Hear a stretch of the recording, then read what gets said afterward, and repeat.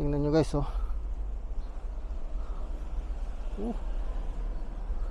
Hi! Welcome back to another episode of Weekend Connect. Andito ako ngayon sa Lavapiés. Papakita ko sa inyo yung aftermath ng bagyong Filomena na dumaan dito sa Madrid, Espanya.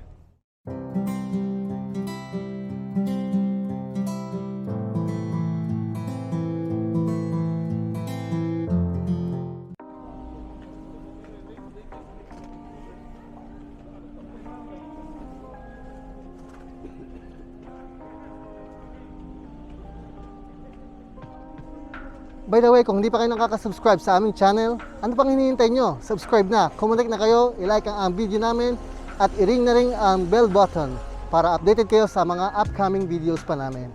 Okay, so let's get started.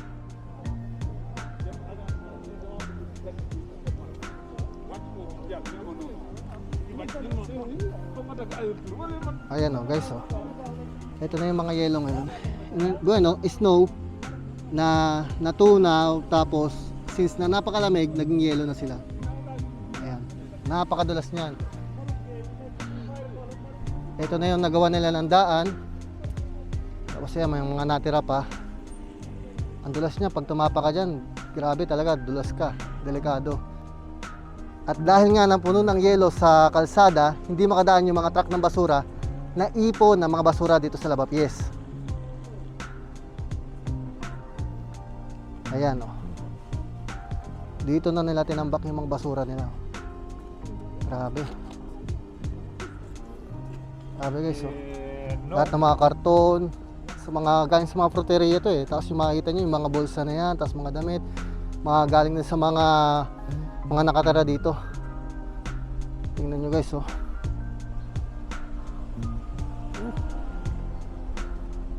Parang payatas, isang bundok na ng basura.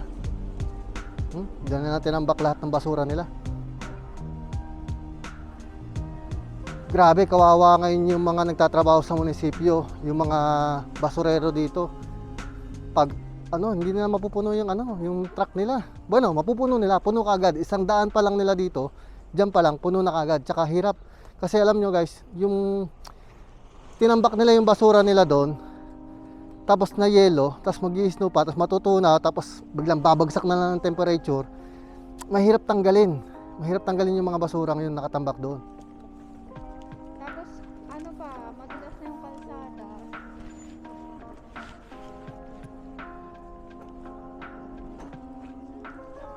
Sa ngayon, okay na. At least kahit pa paano, may madadaanan na yung mga tao. Hindi kagaya dati, imagine niyo, dito ka dadaan, no? Dulas ka dyan, ang hirap umano. Ang hirap dumaan. Tapos syempre, sarado yung mga tindahan, lahat. Tapos may panibagong oras na naman. Kasi nga delikado. Nakikita nyo sa taas, may mga naipong yelo doon, ngayon natanggal na nila. Tapos, natutunaw, tapos tumutulog silang ganon, tapos mababa yung temperature, nagiging parang ice peak.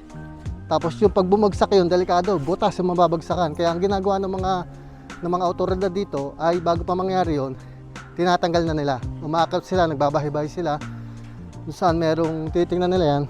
Tapos meron silang mga kanya-kanyang stick, tapos tinitibag nila yon.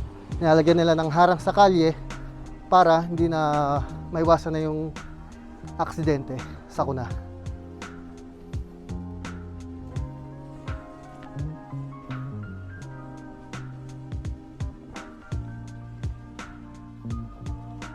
Ayan guys, oh, tambak pa rin ang mga basura dito.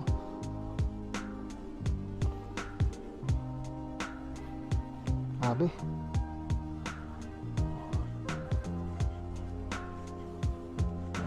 Ayan guys, may nakita akong mini makina, locomotor na nagtatanggal ng niebe. Para makita nyo kung paano nila tinatanggal yung niebe. Dinudurog muna nila, tapos sa kanila pinapala. Ayan, pakita ko sa inyo.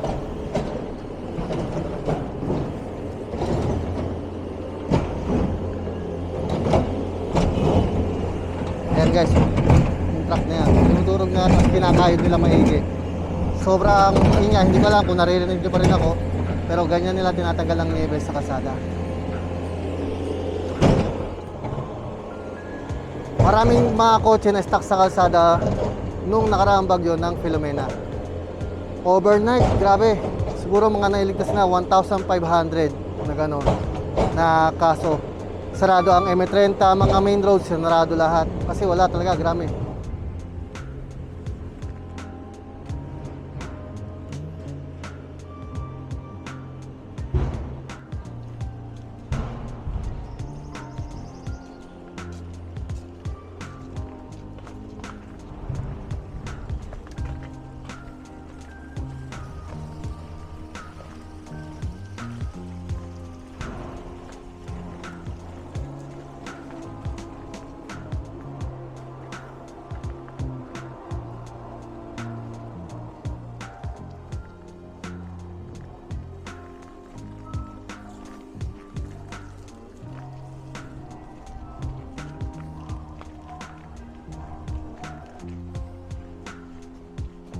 Saan yung daan dyan? Ano? Natabunan na yung mga antag lang, bench. Yung mga bench sa kali, bench yun, no? Natabunan na, oh. Tingnan nyo, oh. Sabi. Ito guys, ito yung Museo Infanta Sofia.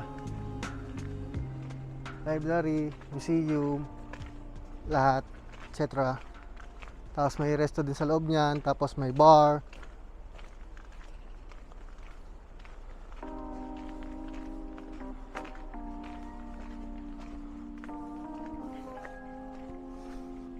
Wala nang daan. Walang daan. Saan tayo dadaan? Madulas pa. Madulas pa tayo dito. Sige. Yelong madulas. Naputol na yung kaldaan dito. Nang dinadaan ng mga tao. Tapos nagkaroon ulit ng konting daan dito. Actually guys, ang sarap sa snow. Ang sarap mag-snow, pero kaya lang pag talaga sobra, pag sobra na, ang hirap na, porwisyo na talaga, ang dami nasira. Grabe, ultimo yung paglalakad mo sa kalsada, kailangan mag-iingat ka. Napakahirap, napakadulas ng mga daanan dito ngayon sa Madrid.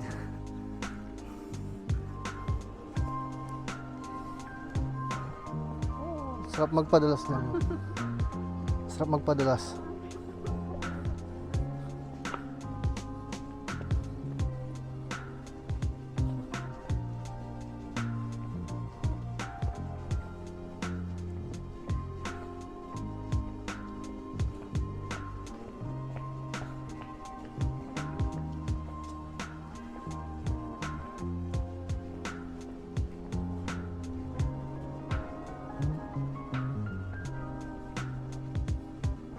Lugi yung ano, yung pang skate. Lugi.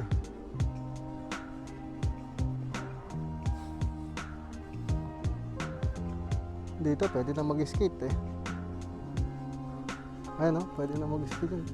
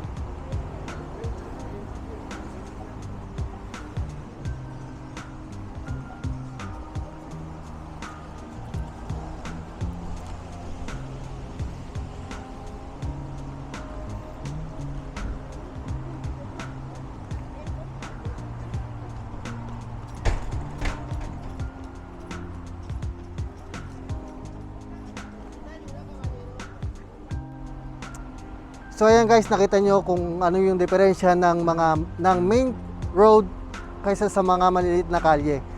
Kung mapapansin nyo yung maliliit na kalye, punong-puno pa ng snow, wala pa halos madaanan. So ang inuna nila yung mga sasakyan, mga bus, kotse, yan lahat. Yung main road. Kagaya ng nandito nasa likod ko, ayan, kung mapapansin nyo, despehado na, nahawi na, wala ng snow. So maayos na ulit yung circulation ng trafiko. So ayun, sana nagustuhan nyo yung video namin. At huwag kalimutan mag-subscribe, like, at i-follow nyo rin kami sa Instagram at Facebook. We'll see you in our next video. Bye!